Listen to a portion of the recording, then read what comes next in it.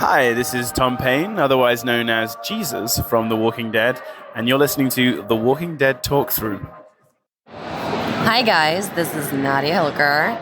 I'm playing Magna on The Walking Dead, and you guys are listening to The Walking Dead Talk Through. I hope you guys enjoy this podcast, and I'm sending you all my love. Bye! Hello, my name is Cassie McClincy. I play Lydia on The Walking Dead, and you're listening to The Walking Dead Talk Through. Yeah! Hey, I'm Lindsley Register, and I play Laura on The Walking Dead. You're listening to The Walking Dead Talk Through on Talk Through Media.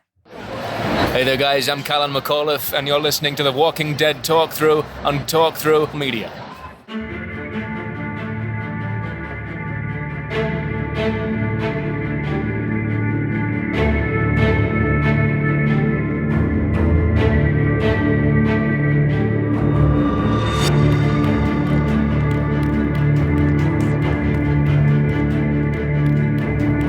Hello and welcome to episode 127 of The Walking Dead Talk Through.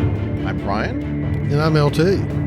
And Kyle is dealing with, what is it, a harvest? Hazelnuts or something? The reality of living on a farm. Yeah. So he's unable to be with us tonight. He should be back with us next week, but we are here to cover season 11, episode 4 of The Walking Dead, titled Rendition. But first, we had a little bit of feedback for last week's episode, season 11, episode 3, Hunted. So let's hear from Rick and Simon. We can talk about it. Done talking. Time to listen. All right. So we got some feedback, kind of speculating over the last week about episode 3, Hunted. Megan from Williamsburg, Pennsylvania, chimes in. She says, I think the charbroiled walker hanging under the Judas sign will be revealed to be Elijah. I'm going with the theory that he was a Reaper who defected to Maggie's group, hence the mask. They grabbed him in the woods and set him up scarecrow style. I think that's an interesting theory, but was the other prisoner that was in the holding area, was that Elijah or was that somebody else? I didn't see him that clearly. Yeah. Since we had someone who did receive a charbroiling this episode, yeah, I'm tending to think it was Mr. Face in the Fire. Mm. Oh, so the time. Yeah, that's very possible. Yeah. Quite so, because this happened before last week. So yeah, that's very possible. And they, they switched the times around. So, that actually makes sense. I didn't even think of that, LT. That's a good theory. Well, and I figured that, unless they're just in a crispy critter kind of vibe, I just figured that was a very convenient corpse to have, crispy and hanging around. Yeah. Yeah, it actually makes a lot of sense for it to be, what was his name? Bossy, I think. Yeah. Yeah. Something with a B. Yeah. I think it was Bossy. I think of Mike Bossy, the hockey player, but according to the captions, is spelled differently.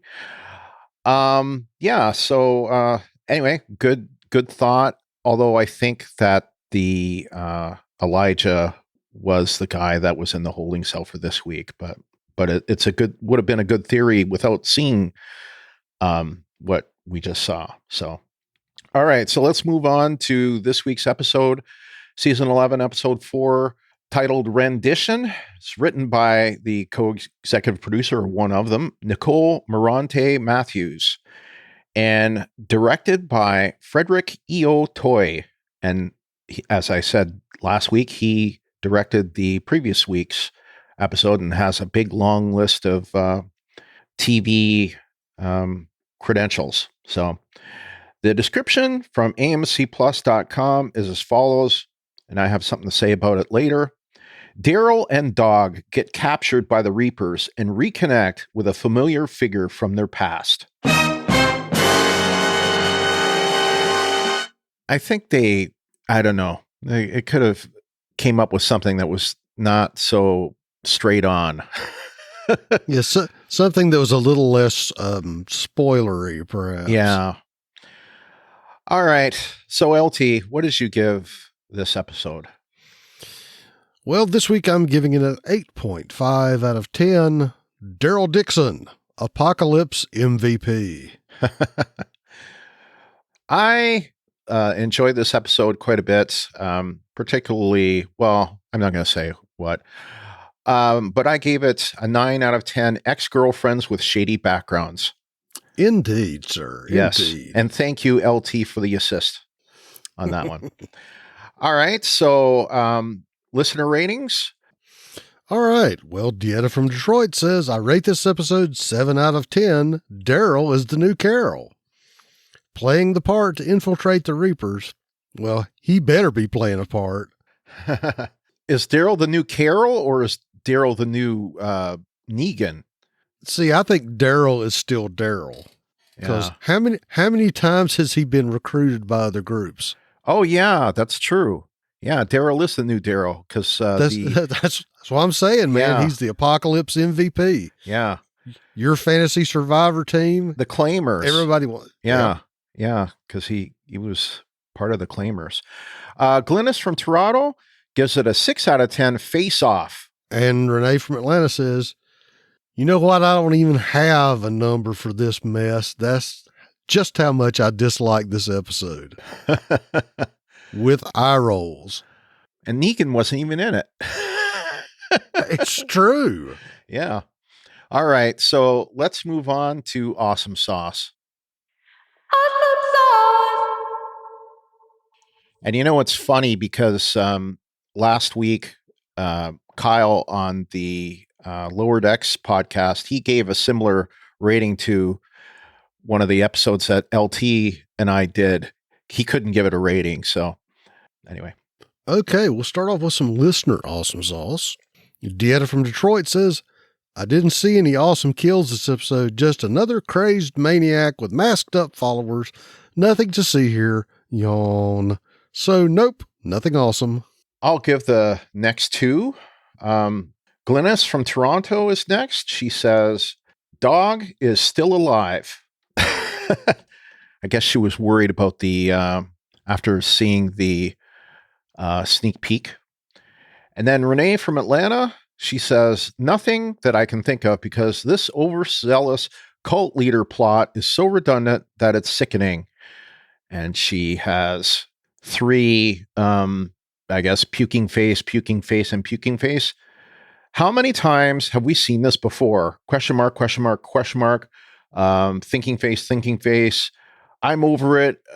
Mad face. Well, yep. I have, I've heard that before. All right. Well, I'm going to give my awesome sauce. It's funny, during the, 10C, I said to myself, we're going to see that Leah, but over the course of, watching, Fear and, then the time after that and, Walking Dead coming back, I'd kind of forgotten about Leah, to be honest. So having her be a part of the Reapers was unexpected, but at the same time, given the fact that, the hints we had about her background, it makes so much sense. yeah. Yeah. And at least from looking at him, I'm not familiar with the actor that is playing Pope. His name is Richie Coster, and I know what you said, Renee, but okay, whether his character is redundant or not is beside the point. His portrayal, I thought he was awesome in the role. It was understated in a way, but terrifying nonetheless. And when I researched him, I actually found that 2 things I was surprised about. First of all, like looking at him, I thought he had to be like 10 years older than me. And it turns out he's 6 months younger than me. and that he's English. Well, of course he's English Yes. because He's we on The can't Walking have. Dead. Well, no, I was going to say we can't have anybody on The Walking Dead with a Southern accent that's actually Southern, can Yeah, that's true. Well, we've had a few, like Herschel. we? Well, I'm still saying most of the people that have pronounced Southern accents are English on The Yes. Walking Dead. It is true. He's willing to put Leah at risk just to test Daryl. Shows how ruthless he is. I can only imagine what he'll be like if Daryl turns Leah like I expect him to, Mm-hmm. you know? But when he put that guy in the fire, I mean, I was like, oh man. So anyway, I will agree with Renee, and I'll say this, well, I won't say it, but I do agree with you, which I'll agree later. But his portrayal, I think, is really good. So if they're going to do something I've already done before, at least do it well. And I think they're doing it well. So Yeah, I'll give you that. that's it for me. My awesome sauce, I'm going to give the Reaper some points here because we finally get a group that has strong, effective leadership. Everybody is, pretty well trained of a skill set. And I think that's why they've survived. Now, granted, they're doing evil, ruthless things, but now let's think about this for a second. If you look at even our group, if you look at the Saviors, if you look at all these other folks, you had someone who was a strong leader, but yet they didn't all necessarily have a strong survival skill set. Right. Now, you look at these guys and you're thinking, from what Pope said, these are probably all veterans, maybe not necessarily military veterans, but they're like, contractor types. So they know how to fight. They know how to survive. They know how to operate as a cohesive unit. And while I think we'll find out whatever they did, whatever happened between them and Maggie, I think that the Reapers are finally a group where it's not just, it's not just a bunch of like criminals or scumbags that are together for some mutual benefit, but they really don't have a lot of serious survival chops. Right. Because even the Claimers, they were basically a bunch of roughnecks. Right. They didn't necessarily have all the skills or the mental discipline to function as a unit. And I didn't take it so much as they're a cult as that these guys are a very tightly bonded bunch of people. And it just so happens they do have a charismatic leader, but I think they're going to be interesting to deal with for the rest of this, because right now they are operating in a position of strength. They have the skills and the training, as opposed to, you look at the Alexandrians, you have a group of people that have survived and bonded together, but they don't necessarily have, the same patterns of experience, let's say. So it's going to be interesting. And I think that it was really, it was good to see the group. I've got a couple of things to complain about later, but we'll get to that when we get to the appropriate sauce eye. Yeah. All right. Is that it? That is it, sir. All right. So let's move on to weak sauce. You're worthless and weak. All right. Renee says, she calls it, I don't give a heck sauce. I could care less about the Pope. The Pope. Just like I could care less about Teddy Bear. Sounds familiar? Fear the Walking Dead just did this same storyline. Teddy. Okay, right. Right. Yes. That Teddy. Okay. I could care less about Daryl's girlfriend, who does not even look the same. Well, she is older, so more gray hair. These just happen to be the same people she told Daryl about when they were in the cabin playing house and that they became separated somehow. The Purge people found her again. She's okay with the Pope burning her brother, her words, and she's okay with him setting the place on fire with her and Daryl in it. Come on now. This is too merch. Misspelled intentionally. Smirk, smirk, e-face. Okay, well, Deanna from Detroit says, the leader of the Reapers. They're doing so much to build him into this crazy, terrifying character, but it was just a miss with me. Shrugs. I just feel like he was trying too hard, especially when he started that long, drawn-out speech with the Bible verses. He lost me. Tuned him right out. I don't know, but maybe I'm suffering from villain fatigue. Yawn. Yeah, I'm over it already. Yeah, I know where you're coming from here. So, LT, well, I guess I'll give my weak sauce first. I already kind of mentioned it, but the episode description was a dead giveaway as to how this episode was going to play out. I mean, who else would come up if it was Daryl and Dog? Have a familiar face, you know? The ghost of Merle. The ghost of Merle. Well, but that wouldn't be Dog, though, right? Dog didn't know Merle. We don't know. Maybe Merle's ghost has been talking to Dog psychically. Oh, okay. Okay. Leah didn't seem to know who Maggie and the rest of them were, or maybe she did, but didn't let on at first. I don't know. Mm-hmm. So that was a question that I had.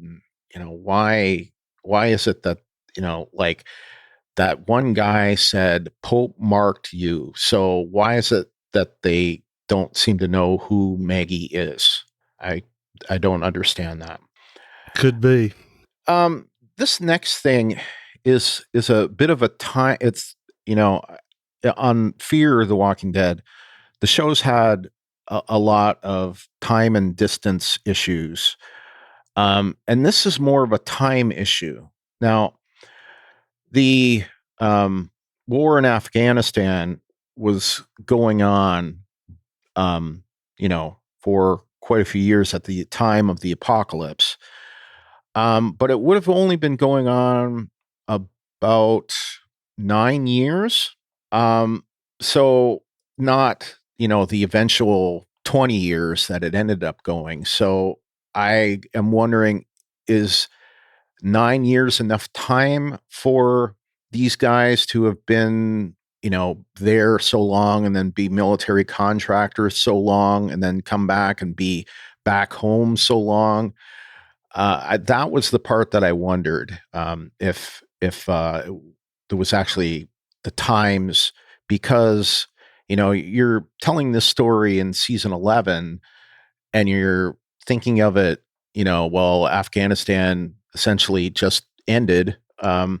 So you're thinking of it, you know, how these soldiers might have been in 2018, but they didn't come out of there in 2018. They came out of there in 2010. You know what I'm saying? Right. Well, and I would just say that, just sort of counter to that, a lot of the guys that I know that would have done a tour in Afghanistan in, you know, 2010-ish may have already been to Iraq previously. So I didn't have so much of a problem with that just because of the cadence and tempo of things since, you know, 2002 or so. Yeah. Yeah. So that wasn't such a big deal for me. I didn't necessarily have a big problem with it. I just question it, I guess. Yeah, it's still back to our old fear thing of time and distance. Yeah, more time on this case, but right. Yeah. Well, for me this time, I guess my weak points was we finally got towards the end of the episode. They finally said that they were in Meridian.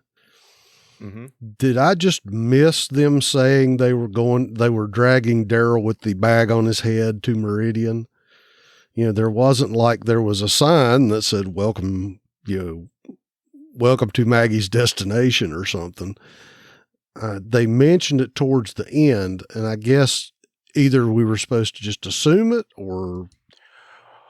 Well, it's funny. I had that in my what sauce, and I had missed that they had mention that it was. Yeah, they did towards the end finally. And I guess my thing was, okay, so now we know where they're holed up.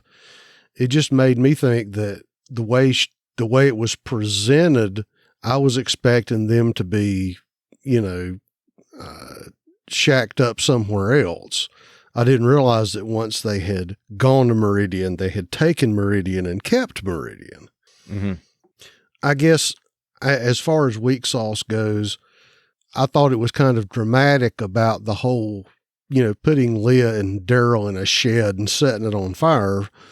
But, just from a practical standpoint, I'm going, you don't have a fire department and you're setting a building on fire that's in the middle of your settlement. I just kind of was going, probably not the best idea in the world. Yeah, you're probably right. Because with my luck, it's like, oh, well, we set the shed on fire to test somebody and now we've, burned down the granary or something. Sorry for me being practical minded, but that's just one of the things I thought of. Or I hope they have a sawmill so they can build a new shed the next time they have to do test time. I think it's an odd use of resources for, indoctrinating kids into your club. It is. I'm going to throw it out as weak sauce, as I've mentioned previously. Why is it that it seems, well, as I said, every time you have someone with a pronounced Southern accent, they happen to be English on the show. And B, why is it we must adhere to the old trope that the evil bad guy has to have a drawl? I, for one, am standing up and saying, no more, man, no more. I will not be stereotyped by my accent. But as far as the rest of it went, I'm going, dog, man, you traitorous canine, you. After all this time you've been hanging out with Daryl, and the first thing you do is you run back to Mama. Said, what happened? I guess it's, not quite man's best friend. It's like man's buddy. Yeah, exactly. And that was really about it. I mean, I guess the other bits were, we were complaining about the Commonwealth's, I don't want to say hazing ritual, but we were complaining about the process to get into the Commonwealth. Mm. Well, at least they didn't waterboard Eugene. I mean, I understand they're a tough bunch of guys, but it's just they're very serious about letting people in the club, I guess. Well, I think they were trying to test him and see if he's got the right stuff. Yeah. All right. Let's move on to our what sauce. What? And listeners, we should try to explain, we only have a limited amount of time this week, so we're going through things kind of fast. So in case you didn't notice that. Deanna from Detroit is next, and she says, so Daryl's boothang is a reaper? She called them her family. Looking up face. Those are eye rolls. Eye rolls. I never get it right. I'm so bad. Really a group killing and terrorizing people just because? Or did I miss the part where the wannabe preacher quoting Bible verses said it was a reason why they are lurking in the woods, killing people, minding their own business? Thinking face, !3. Okay. And Renee from Atlanta says, TWD, you do realize this is the last season. And while I know you're not going to be able to knock all the episodes out of the box, I don't expect for you to use the same plots that you have used over and over again. I'm sick of these nutcases, Negan, wanting you to join them or die. The answer to you guys' question from last week. If I would prefer my enemy to be on my side or the other side, definitely the other side. I definitely try to choose the right side. If I know you're a bad person, I do not want you on my team, period. Because I don't trust you. I do it every day in real life. I send you on your merry way if you don't mean me, my family, and my friends any good. Well said. Then Dieta reply. We get a little bit of an exchange going on, so we wanted to. It was a good exchange, so we wanted to give it to you. Dieta replies to Renee. She says, "Exactly. You said what I was thinking, but I couldn't get it out." Rolling over, laughing face. Rolling over, laughing face. Rolling over, laughing face. Hell, that previous episode with her. I barely remember what was said. That's how interested I was about her and Daryl's relationship. Not. And how about I kept staring at her like, damn, she looks familiar. Depending on how the camera hit her, she looked like June from The Walking Dead, Fear the Walking Dead. Did anybody else get that vibe? And Dieta replies to Renee and says, I could definitely see her looking like a younger June. TWD needs to get it together because this is it. The end. I would love for it to go out with a bang and not end up like my favorite other show, Game of Thrones, because the ending of it definitely sucked. I roll. And Dieta, I have to agree with you on that. I did not like the 8th season of Game of Thrones, especially the ending part. And I was going to say, yeah, she did have a couple spots where she could have passed for Jenna Elfman. Yeah, I agree with that. And, it was like, I did this take where it's like, I don't remember her looking that way. And then when I watched, I think it was Talking Dead, or it was either Talking Dead or now that I got AMC Plus, and listeners, I did that last week because AMC Plus, I just was tired of going and having to watch all the commercials, especially when I'm trying to do, a rewatch. I don't have time for that stuff, especially when they give you twice as many commercials on the episode than, you see. So I wanted to, shorten the time it takes.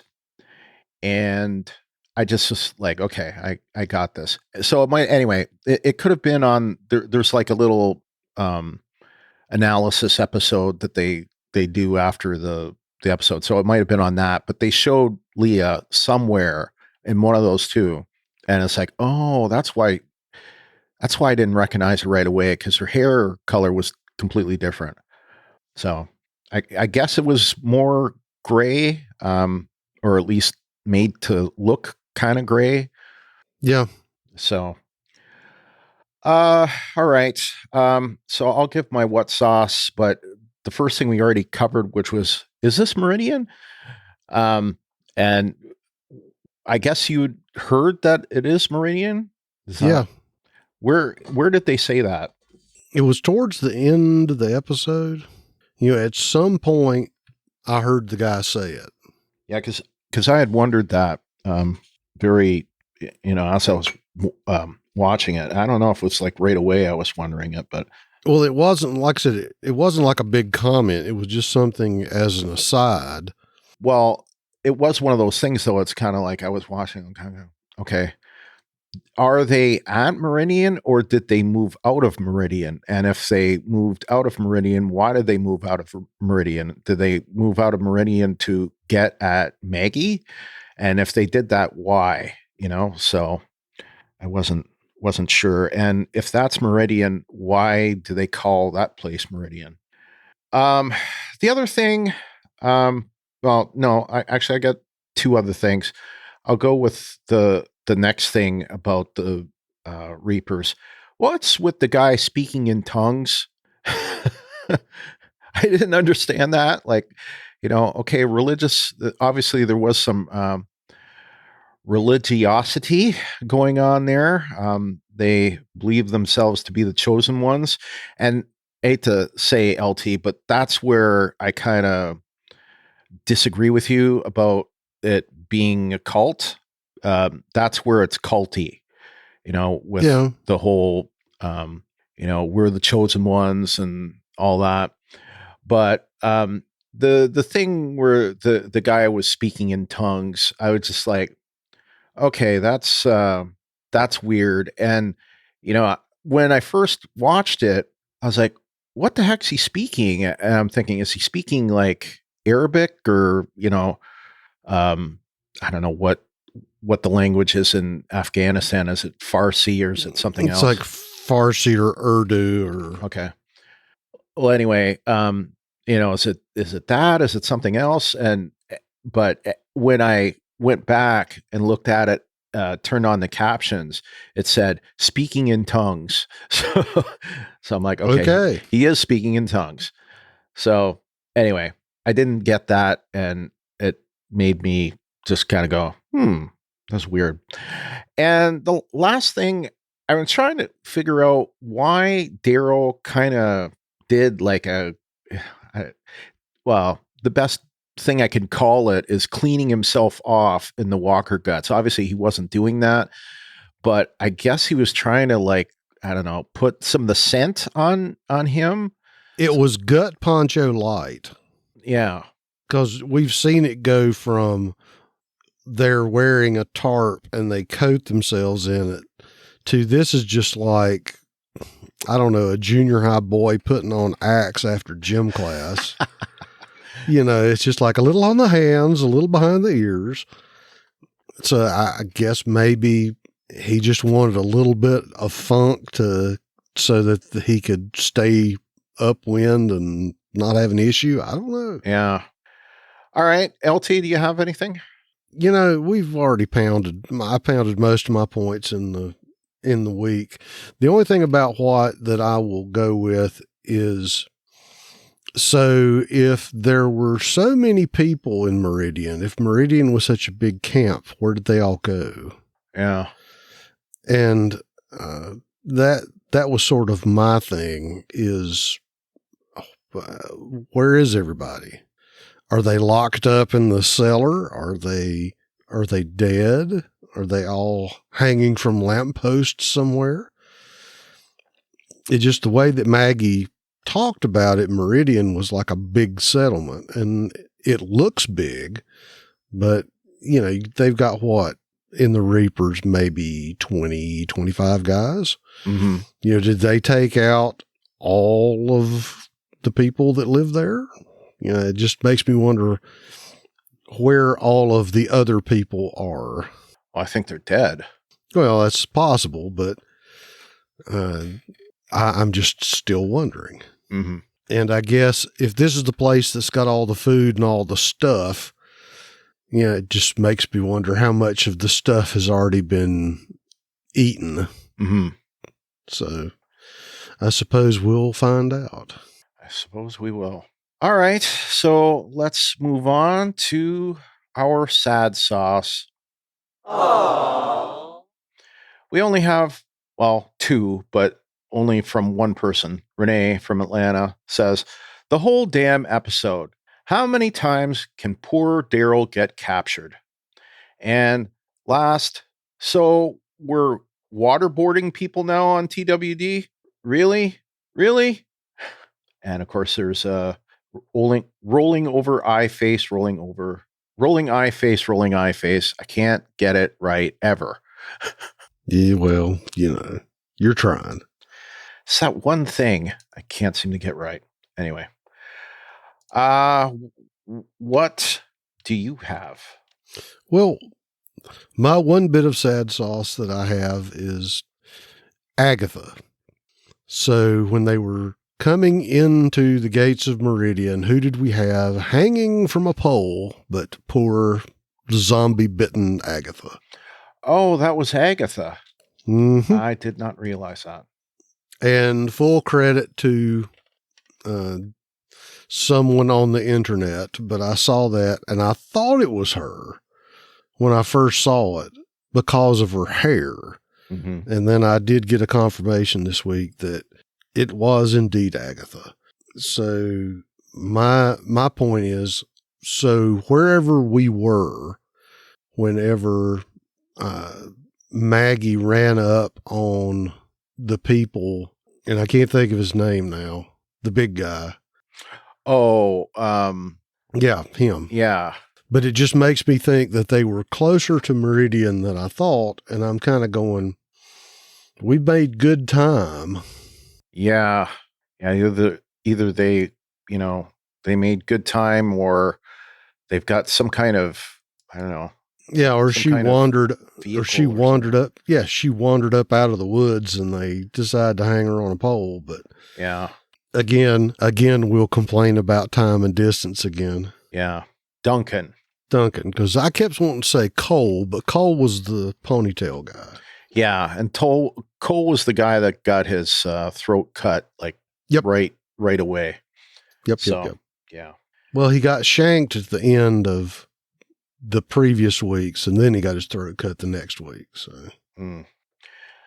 anyway, as far as the sad, I don't know. I guess you could say it was kind of sad that Leah lost her brother.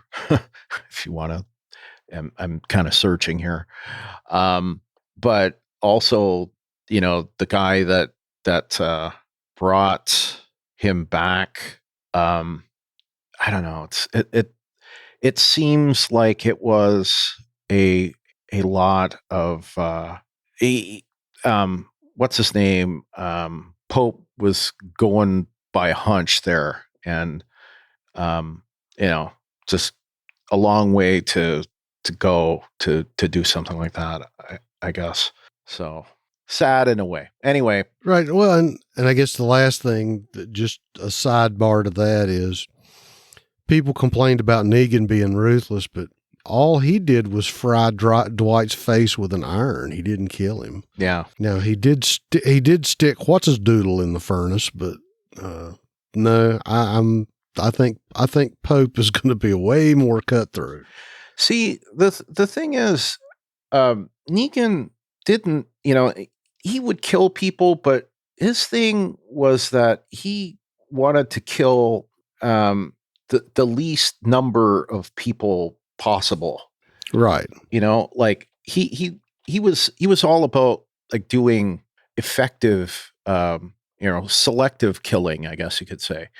He is the one that said people are a resource. Right. He thought, if he killed,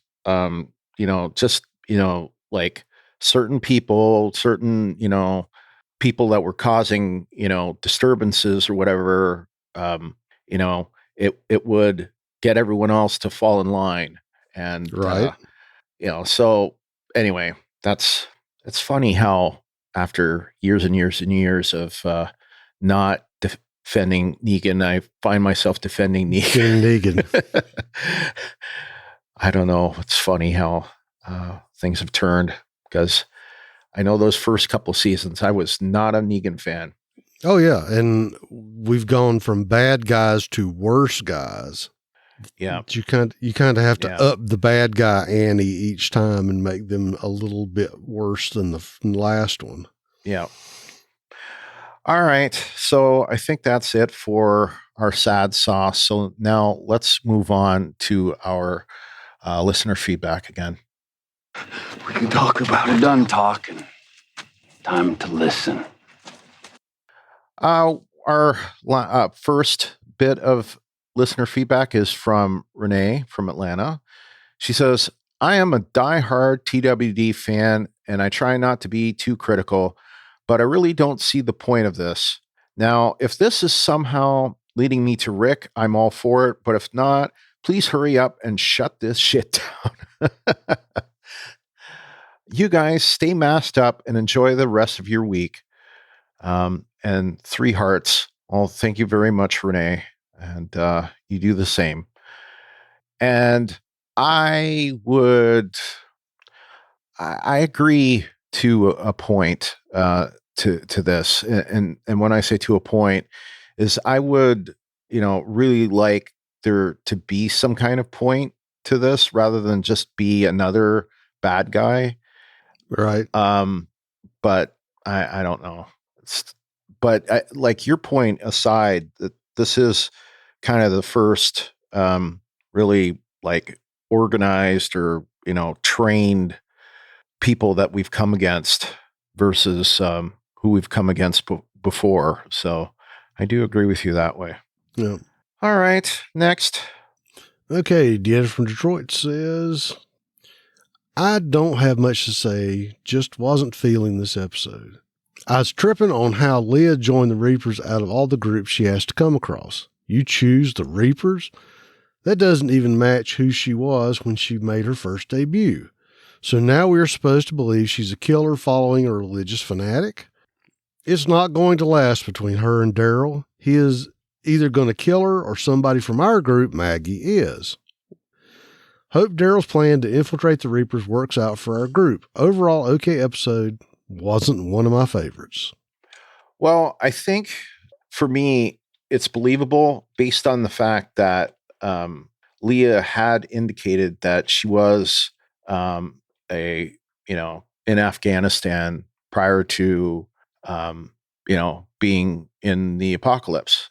So she had already mentioned this. Now, she didn't mention that she was a mercenary, but that's probably not something that you lead with, even in the apocalypse. So, I can buy that she was a mercenary because, I hate to say it, but a lot of them do that. From what I understand, there are people that come back, they don't function well in, society anymore. They've got PTSD, whatnot, and they can't hold down a real job. And, they get offered a deal, and it allows them to do something that they're really good at, things that most people don't want to do.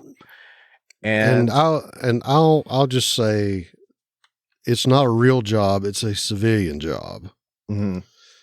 And the thing about them is if you have a bunch of people who all served together or served overseas, they sort of can relate to each other more so than somebody who wasn't there. Right. Like what kind of job would they be doing? Like in theater? Mm-hmm. Well, the contractors, just from buddies of mine that did it, they had people that would run security for trucking companies. They would do convoy escorts for various things. They'd do base security. They did a lot of stuff that regular military folks would do, but they were sort of working for the State Department rather than for the Department of Defense. That there was a good friend of mine who spent 18 months in Iraq training Iraqi policemen. So that's, and that's some of the things that they did. They did, like I said, they did convoy escorts, they did security. They worked, there was a group of guys that worked security for people that were building buildings. Mm-hmm. So that's a lot of the stuff that they would do, and they would be paid by these independent companies. Right. All right. Our last bit of feedback is from Glynis from Toronto. She says, Daryl keeps losing his girlfriends one way or the other. Beth, taken by that hospital group. Connie, missing in action as far as Daryl is concerned after the mine explosion and collapse. Leah, rejoining her old army group that she was with in Afghanistan. So Daryl has also had a hard time with the various groups. He had an issue with the new guy, Rick Grimes, way back with handcuffing his brother Merle on the roof in Atlanta and leaving him there. That's a good way to put it. Yep. The Claimers, the Termites, the Saviors, the Whisperers, and now the Reapers. It'll be a treacherous slope Daryl will be climbing to act as double agent in the Reapers and glean the info to assist the survivors and literally keep out of the fire. Yeah, because I know, like, with, say, when he was with the Claimers, he wasn't double agent because everyone was kind of, like, separated. He didn't even know that the rest of them were still around. So it was only when they came across Rick did he know that, Rick had even survived. So, yep. Daryl's torture is way more radical with the Reapers with waterboarding than the Saviors breaking him emotionally with the continual playing of Easy Street to convince him to say, I am Negan, and attending to the Walker defense system on the Savior's fence. However, both Negan and the Pope like fire to punish. Negan's hot iron to the face makes the person live with their punishment, though Negan also threw that doctor into the fire too. While Pope strikes me as a person who will always kill whoever crosses him, imagined or real, he won't waste time with punishments and goes straight for the kill by fire. I wonder what the Reapers think Maggie's group have done to them, real or imagined, as it seems a little extreme that the Reapers are hunting them down and killing them all. Is it just because our Maggie's group broke one of the Reapers' rules, or they were in the wrong place at the wrong time? I had wondered that too.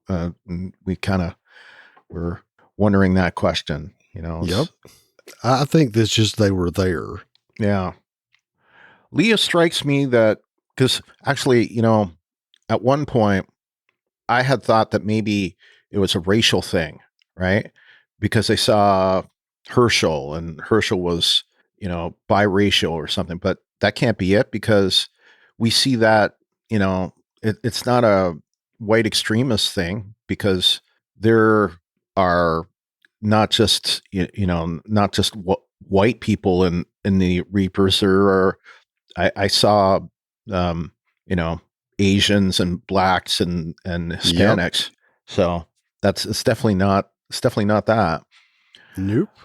Leah strikes me that she is just going through the motions of adhering to the Reapers' rules and looked to be taken aback a bit when they locked her in with Daryl to then escape and be so-called forged by fire.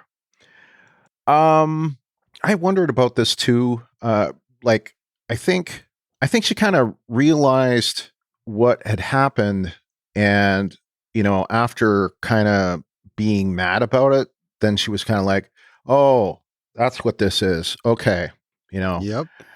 That was how I took it, and then I think she might have started to change her mind when Bossy got pushed into the fire, because if you remember, she was kind of trying to defend Bossy, saying it like, that's enough, whatever. And Pope was not going to have enough.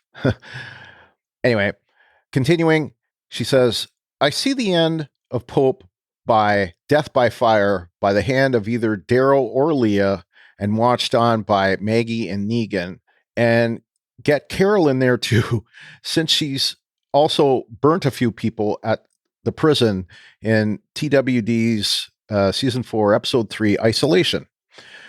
A few saviors were also burnt alive in season 6, episode 13, The Same Boat. Oh yeah, that's true.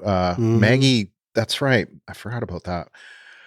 And a few more saviors in season 9, episode 6, Who Are You Now?, where the saviors led by Jed had stolen Carol's wedding ring and hit Henry, who was just trying to protect Carol. Okay. Good points. Yeah. Forgot about that point. But yeah, I remember that was on the road. She really burned them down. Yep. Yeah. So are the survivors really just as bad as these other groups they've crossed paths with? I suppose it depends on the circumstances. The survivors did kill the group of saviors at the satellite location, but that was only to try and stop the saviors from killing more people at the hilltop at the time, as a 16-year-old hilltop member had been killed, whereas the Reapers kill apparently innocent people at any communities they come across. We sure get the wild and warped religious fanatics on both The Walking Dead and Fear the Walking Dead, but often it turns out just to be a front to control their followers. Yeah, I don't know. This time it does seem to be a religious kind of thing, but I don't know. Well, it's the thing of what's going to hold your group together when society collapses. Yeah, I don't know. To me, it is kind of a lot to believe in. Yeah. Yeah. All right. That's it for our feedback this week. Do you have any other notes you want to bring up? No, sir, I do not. I don't either. So let's move on to our news, ratings, and info. There's a couple weird stories on the news. Okay, well, unfortunately, we've got ratings for this week, and they are down, even down from last week's low ratings on Labor Day. So, although the number of viewers is slightly up, it got a 0.46 in the 18 to 49 with 1.884 million viewers. That's 0.67 in the 25 to 54 and a 1.06 in the 50 and over. So, Yay. So some things it's above and some things it's below. So, for example, in the 18 to 49, it is slightly below at 0.49, but slightly above 1.873 million viewers last week. In the 25 to 54, though, it is slightly below a 0.74, but it is slightly above the 0.98 50 and over from last week. So it's however they do that math, man. Yeah, exactly. The Talking Dead in the 18 to 49 numbers got an exact same 0.12, both last week and this week. This week, it got 700,000 viewers, down from 731,000 viewers. And the Parrots, The Walking Dead went down one notch this week from number 2 to number 3. This week, the Rick and Morty actually jumped up 2 notches from number 4 to number 2, going up to 67.8 times, up from 46.1 last week. The Walking Dead this week got a 53.3 versus a 57.8 last week. So down slightly, but it would have been down to number 3 if it had stayed the same because Rick and Morty jumped up so much. I don't know if that's because, I don't know, the season's ending or something. I don't know. But yeah, I think this may be the last season for Rick and Morty. So. Okay. And I would like to bring up one point very quickly that while SpongeBob is still on top, it's down from last week. It is down, yes. And I believe it is down from the previous week as well, although I'd have to check that. But yes, SpongeBob, the perennial number 1 in the U.S., is down slightly, but still number 1. So there you go. We do have 2 more bits of things. First of all, they're fear related. There was a new trailer that was released this week for Fear the Walking Dead season 7, like a more extended trailer that featured Morgan and Strand at odds. So it looks like we're going to see Strand possibly playing the villain this season. That's how I interpreted it. But I don't know. Did you get to see that trailer? I saw that one, and I've seen a couple of other trailers that were just that had like that civil defense commercial in the background. Oh yeah, the smaller ones. Yeah, shorter ones. I mean, I've seen the shorter trailers, so I think they're definitely spinning it up.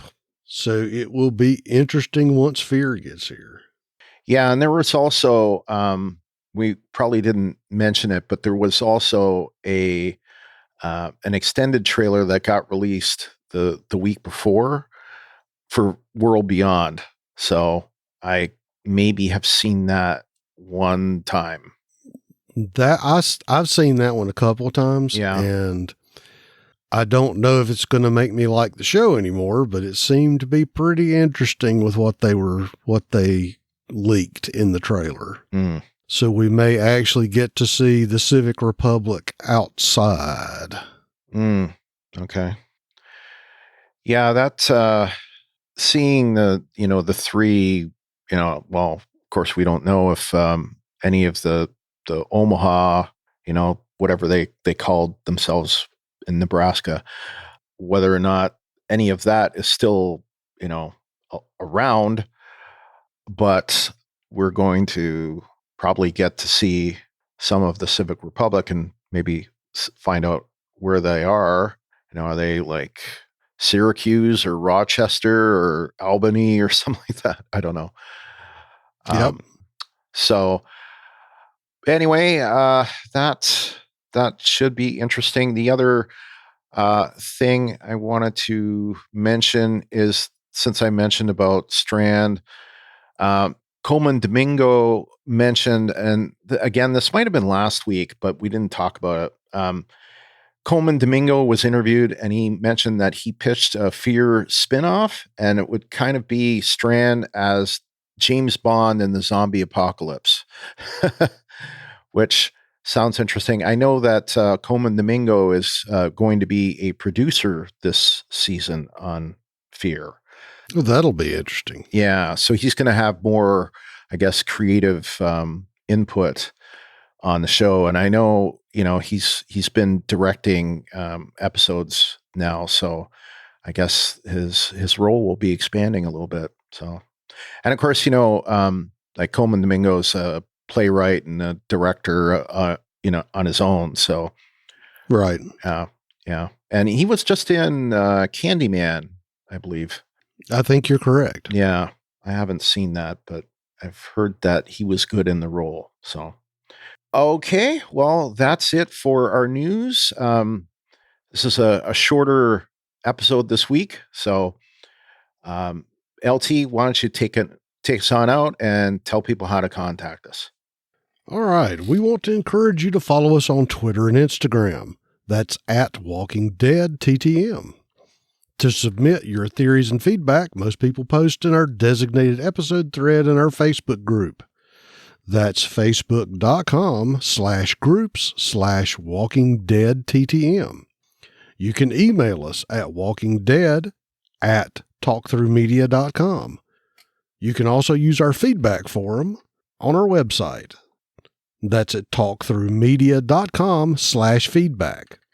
If you'd like to leave voicemail, you can do that at area code 216-232-6146.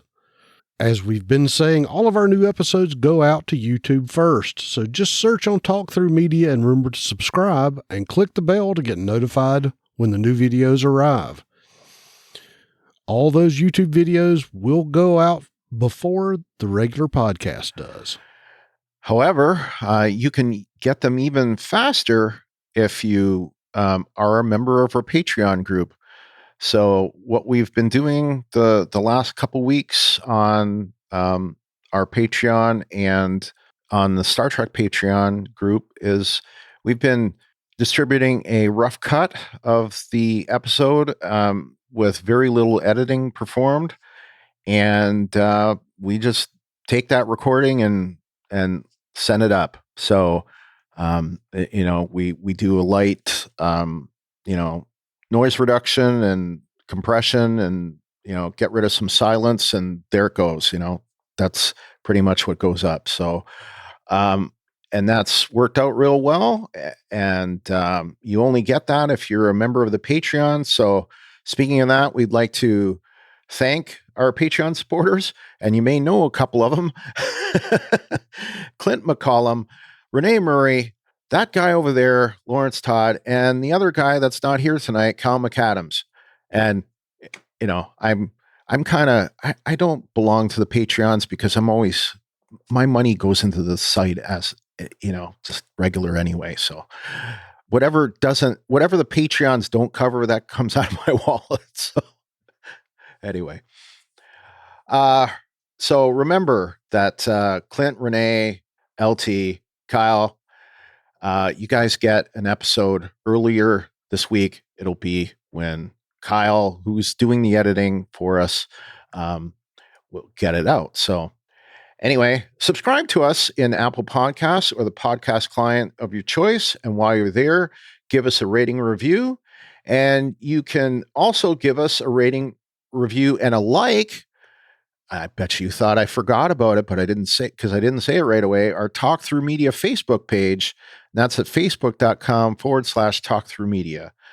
But you can also give us a review at podchaser.com, where you can give reviews of the podcast or individual episodes. Remember to share our posts on Facebook and Twitter when we post, and on Instagram as well. Word of mouth is the best way to get us new listeners. And I've been taking a more active role with our Instagram accounts for the network, and been posting them up. I usually post them up the next day to say that we've had an episode come out. All right. So myself, Kyle, and sometimes LT you'll hear on the Star Trek Lower Decks podcast, which you can get as part of the Star Trek Discovery podcast. So you can go to StarTrekDiscoveryPodcast.com or just simply at TalkThroughMedia.com. And that also has a Patreon by going to patreon.com/Brian and Ruthie, because that is a part of the Star Trek podcast that we have, Discovery, Picard, and Lower Decks. So, and soon to be Prodigy. Yes. Thank you. I did a blank there. Our next episode is season 11, episode 5. It is titled Out of the Ashes. It is written by LaToya Morgan and directed by, I didn't get the person down for some reason. So I guess we'll say TBD.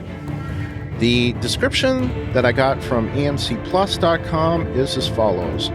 Alexandrians encounter hilltop squatters. Interesting. Eugene's group undergoes orientation at the Commonwealth. So until next time, I'm Brian. And I'm LT. And this is the Walking Dead Talk Through. Good night, everybody. Good night.